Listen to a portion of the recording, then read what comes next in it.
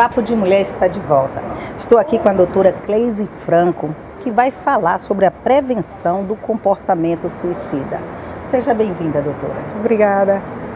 Doutora, qual é o conceito que a gente pode dar a um comportamento suicida? Então, comportamento suicida é todo aquele comportamento que pode levar ao autoextermínio. A gente fala de comportamento suicida, mas a gente pode falar também de comportamentos para-suicidas. Que são aqueles comportamentos não declaradamente suicidas, são comportamentos de risco, comportamentos potencialmente letais.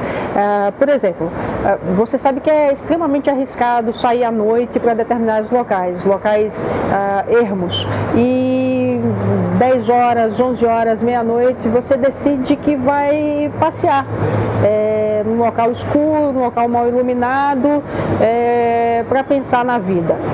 Esse é um comportamento para-suicida. Dirigir embriagado. Dirigir embriagado é um comportamento para-suicida. Você sabe que tira os reflexos, que isso é potencialmente letal. Então é um comportamento para-suicida. Por outro lado, você sabe que envenenar-se, utilizar de um veneno, tomar um veneno, supondo que você tenha um nível intelectual normal, que sua inteligência seja normal, você sabe que isso é uma atitude que vai levar você à morte. Esse é um comportamento declaradamente suicida. Olha, e a verdade é que mais de 90% dos casos de suicídio, a pessoa já tinha algum quadro psiquiátrico? A maioria esmagadora dos quadros, das tentativas de suicídio, as pessoas realmente já portam alguma doença mental, algum transtorno mental. Ainda que nem todas as tentativas de suicídio a pessoa tenha de fato um transtorno mental. Agora, é muito bom que a gente atente para também outros fatos, né? Por exemplo, existem muitos mitos em torno das tentativas de suicídio, que é bom que a gente comece a esclarecer.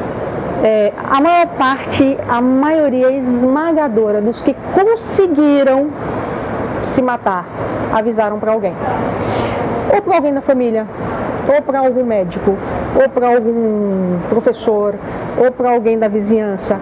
Avisaram para alguém que estavam pensando no assunto, que estavam com essa ideia. Então, essa história de que cão que ladra não morde, para o suicídio não vale. Ela diz brincando, eu quero me matar, vou matar, ou pega uma faca, como é que ela faz? Às vezes diz brincando, às vezes não. Às vezes diz mesmo, olha, quer saber de uma coisa, tá na hora de sumir, minha vida não vale mais a pena. Às vezes fala de um modo mais sério, começa a arrumar as coisas em casa para que tudo fique melhor, independente da presença dela.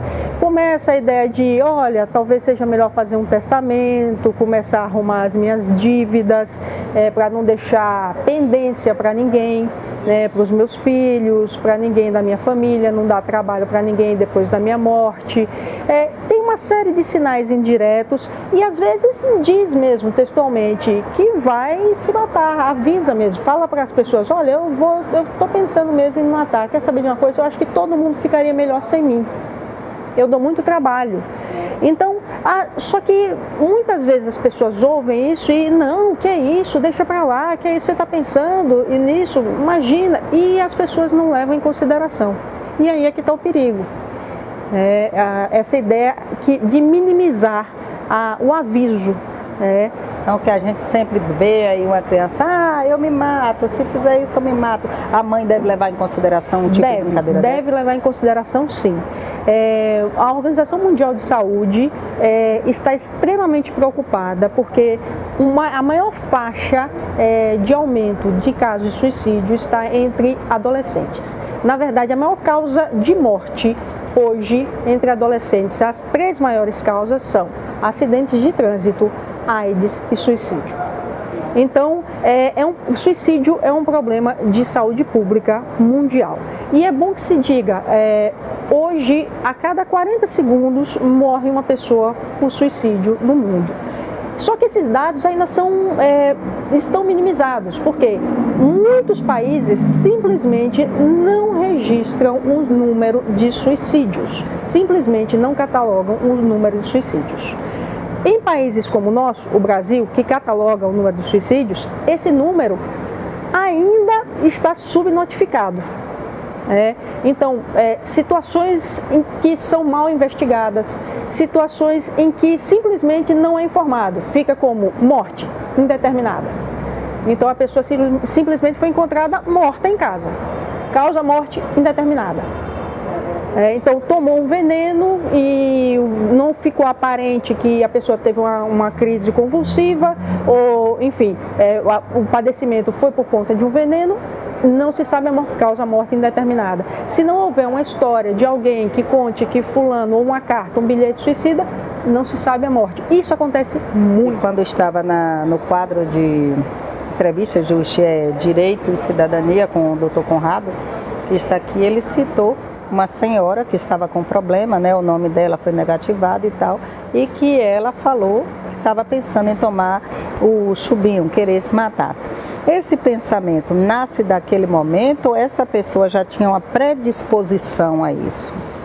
Olha, às vezes esse pensamento pode acontecer diante de uma situação ansiogênica para aquela pessoa, como essa situação que o doutor citou, de que você se vê acuada naquele momento e pode ser que aquela pessoa não tenha um antecedente de haver pensado naquela situação, ou pode ser que aquela pessoa já houvesse pensado. Veja, pensar em morrer, pensar no autoextermínio é alguma coisa que durante a vida do ser humano é natural que em algum momento a pessoa possa pensar nisso.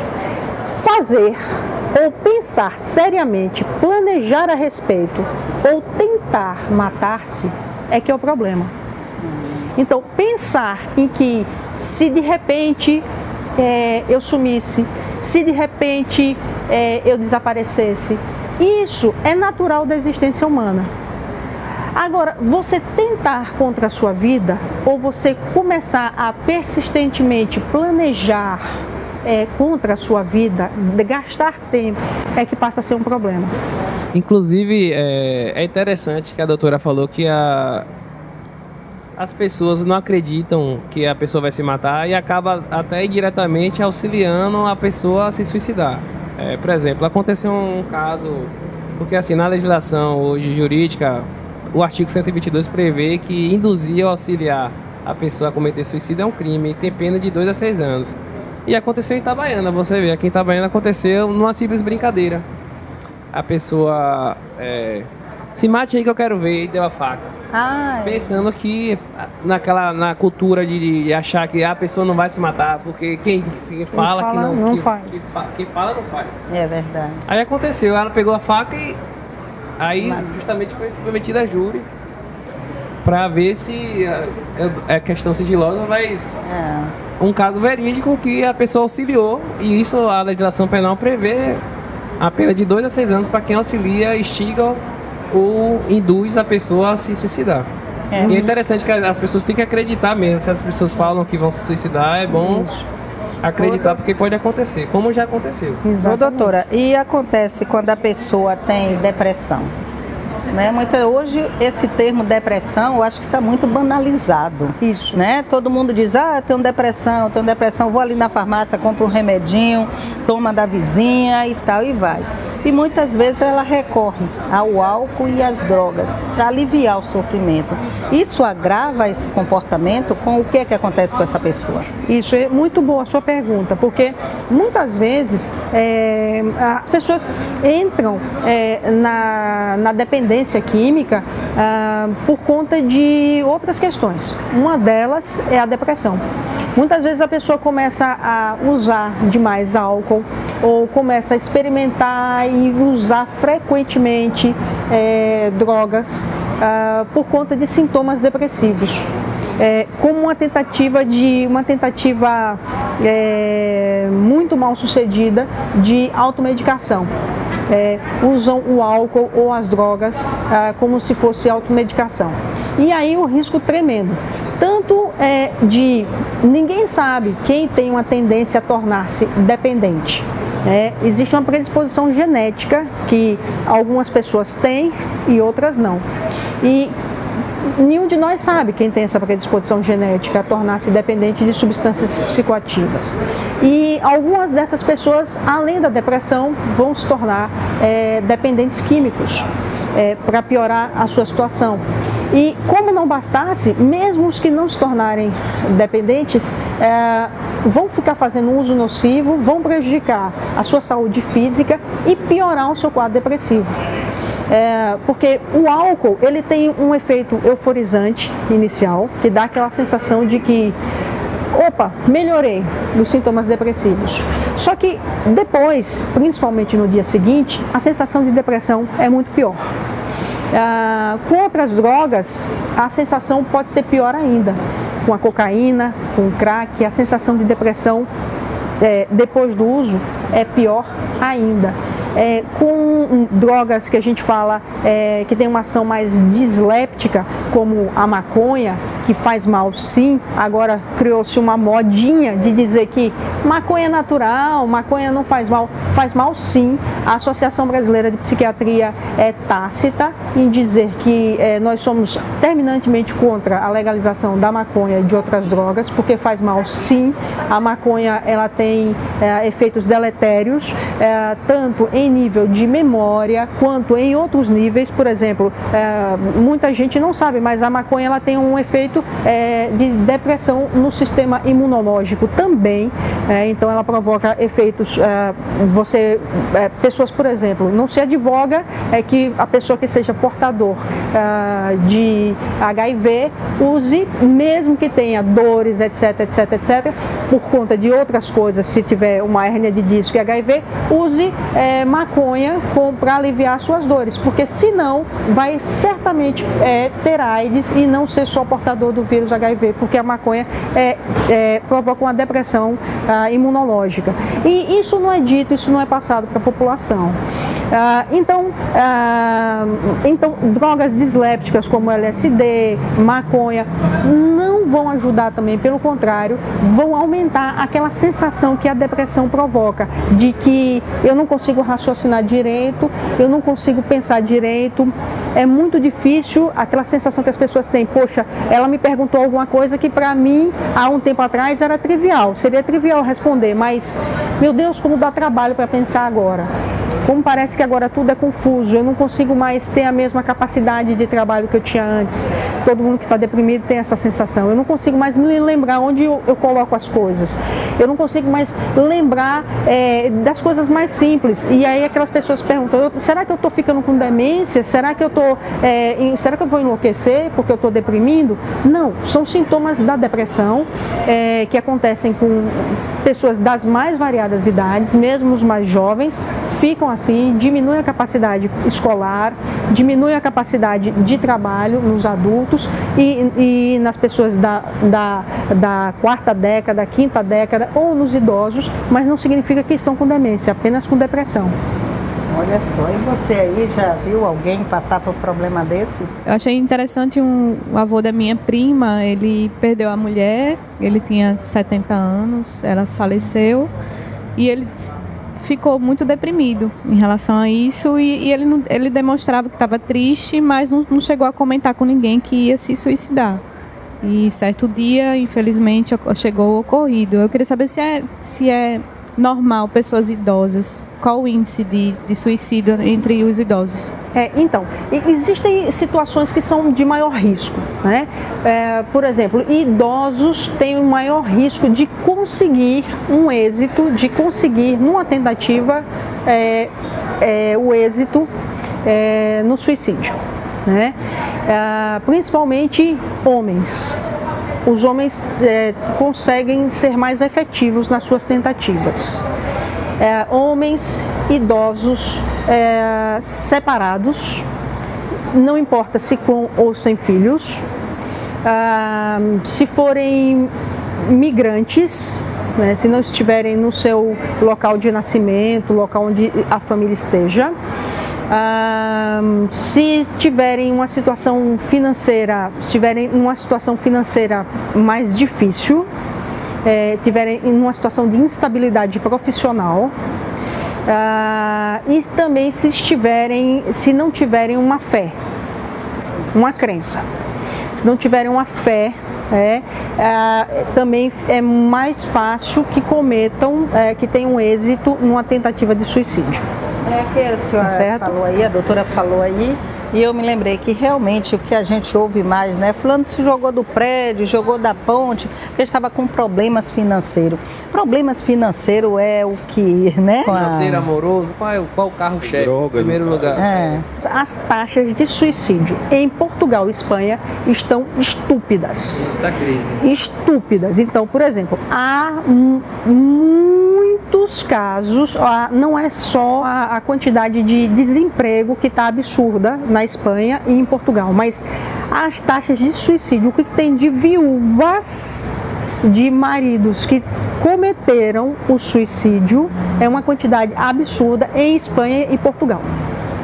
A despeito de serem países de tradição religiosa fortíssima, tradição cristã fortíssima, as taxas de suicídio estão enormes, a ponto de, se vocês tiverem a curiosidade de, em casa, verificarem, por exemplo, na internet, chegaram a sair marchas de viúvas de senhores que cometeram suicídio. Chegou a esse nível. A minha dúvida é o seguinte, é mais em relação à prevenção e que também deve ser a dúvida de outros telespectadores. Se confunde muito a psicólogo com psiquiatra.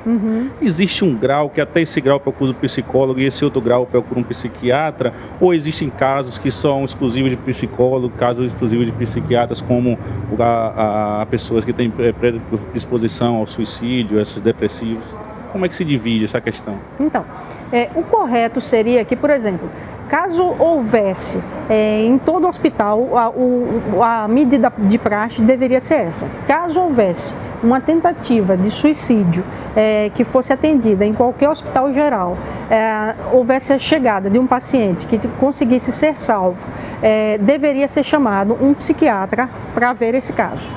Porque o diagnóstico, deve ser feito um diagnóstico psiquiátrico do caso, deve ser avaliado o caso em todos os seus aspectos, com um diagnóstico diferencial que o psiquiatra é capaz de fazer para saber avaliar do ponto de vista, por exemplo, se o paciente, o que levou o paciente a fazer isso foi uma situação meramente social, foi uma situação, vamos dizer assim, psicológica ou uma situação psico-orgânica. Eu não gosto muito de usar esses paradigmas tão distintos, porque na prática isso se mistura, tá certo? Na prática isso se mistura, mas é mais ou menos isso. Se a gente fosse falar em termos de doenças, por exemplo, se o que levou a essa situação foi uma situação rompante, uma situação de impulsividade apenas, e realmente não se trata de uma doença, o arrependimento, às vezes, diante da situação, por si, já tem um efeito terapêutico e provoca uma redenção, às vezes, e a situação fica naquele momento apenas do ocorrido, ou se a pessoa tem, por exemplo, associado uma doença endócrina, que a gente tem a capacidade de também com o colega discutir, avaliar e ver se aquilo pode ter levado conjuntamente com outros problemas a fazer o paciente num momento de ansiedade e também de alteração do humor a provocar um quadro de maior ansiedade ou de maior tristeza e levar ao planejamento ou ao impulso suicida, ou se aquela pessoa tem um quadro, um transtorno de humor, um transtorno ansioso de base que fez com que ele fizesse isso. Existe um momento assim que diz a pessoa está prestes a cometer o suicídio? Isso é muito individual. Isso varia muito de pessoa para pessoa. e de pessoa para pessoa, de doença para doença. A gente está falando muito de depressão, mas transtorno afetivo bipolar, transtorno de humor bipolar também pode levar a isso, alguns transtornos de personalidade, algumas situações também de esquizofrenia também podem levar ao suicídio. Existem outros diagnósticos, às vezes, que também podem provocar o suicídio. Em situações de outras intoxicações, como de intoxicação por cocaína e por algumas outras substâncias psicoativas, também podem provocar o suicídio. O Dr. Conrado fez uma pergunta que eu achei interessante, né? Quando é que a gente deve procurar o psicólogo e o psiquiatra?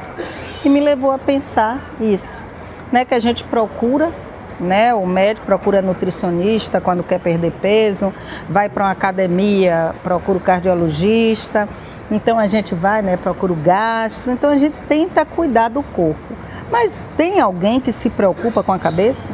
Chegar a fazer esse exame, tem algum exame, chegar a fazer uma consulta, doutor, eu vim aqui para ser avaliada, sei se procede isso, como é que eu estou psicologicamente assim que faz ou tem outro nome para o psiquiatra? Algumas pessoas, às vezes acontece isso, mas é uma situação ou outra, é raro, acontece isso. Mas deveria acontecer. Então, é curioso, eu acho que isso passa por uma outra questão, a campanha que a Associação Brasileira de Psiquiatria tem feito, né, de que psicofobia é crime, e que passa pelo medo que as pessoas têm de que se forem ao psiquiatra e caso sejam diagnosticadas com alguma coisa, de que passem a sofrer do mesmo estigma que tem em relação ao psiquiatra, o preconceito.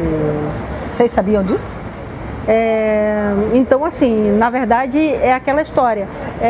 Há um tempo atrás, um colega nosso psiquiatra escreveu na internet: bem, eu fico muito triste porque mesmo tendo feito os mesmos anos de medicina e mesmo tendo feito os mesmos anos de residência que o meu colega cardiologista, quando ele usa um aparelho e dá choque em alguém, todo mundo aplaude e dizem que ele nossa, que legal, ele acabou de salvar a vida. Quando eu faço isso, me chamam de torturador. Ai, Jesus, é verdade. Gente. E é engraçado, porque o cardiologista ele usa um cardioversor, uma superfície muito maior, que você tem que segurar com as duas mãos, bem apertadas, para você conseguir dar choque no peito. E que, se vocês veem em filme, dependendo da quantidade de choque que se dá, o paciente até pula da cama. E é na caixa torácica, que vocês sabem, a gente chama de caixa torácica, mas ela não é toda fechada. As costelas são separadas umas das outras. E em psiquiatria, hoje é um tratamento para poucos privilegiados, porque é caro. A gente ainda tem a eletroconvulsoterapia, que se dá, onde o máximo que o aparelho consegue dar são, em vez do cardioversor, as palhetas são desse tamanho. Na eletroconvulsoterapia as palhetas são mais ou menos desse tamanho, né? Quase do tamanho de uma moeda de R$1. Se aplica aqui, a caixa craniana ela realmente é fechada, ela é um osso duro, danado, e se aplica o máximo que o aparelho de ECT dá, é o mínimo de eletricidade que um aparelho de cardioversão dá, e o paciente fica anestesiado, não pula da cama, não faz nada, só mexe o dedão do pé, só faz isso. E até hoje se divulga na mídia de que isso é um tratamento é uma tortura. Nossa! E quais são as pessoas que devem, né, procurar? São casos de depressão grave, são casos de transtorno afetivo bipolar grave, é um tratamento feito sob anestesia, em centro cirúrgico, é um tratamento super seguro, a anestesia dura 7 minutos, super rápido, e salva vidas. Salva vidas, salva vidas. A gente não sabe. Quando acontece casos como suicídio, que acontece muito no meio artístico, né, que a gente sabe. Robin Williams. Sim, Robin Williams.